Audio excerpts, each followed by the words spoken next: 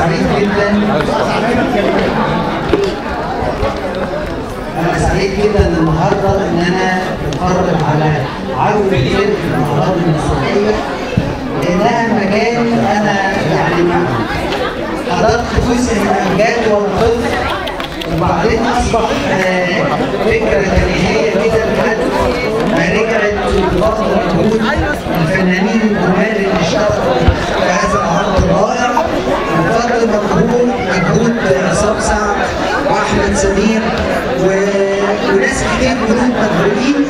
والحقيقة أنا اتفرجت على عرض راقي وفني وجميل في مسرح بدون أعماق، ولكن الأعماق بتيجي من الداخل، بتستثمر الإضاءة بالمتاح، وبتقدم عرض فني جميل، عرض صعب جدا جدا.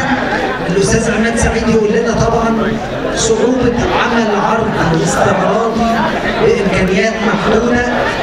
بحيي المخرج فنان عصام سعد، بحيي الكاتب الكبير ضيفنا الأستاذ حمدي نوار، وبشكركم وبتمنى دايما لفرقة الأهرام النجاح والاستمرار وشيء يشرف الأهرام. شكرا.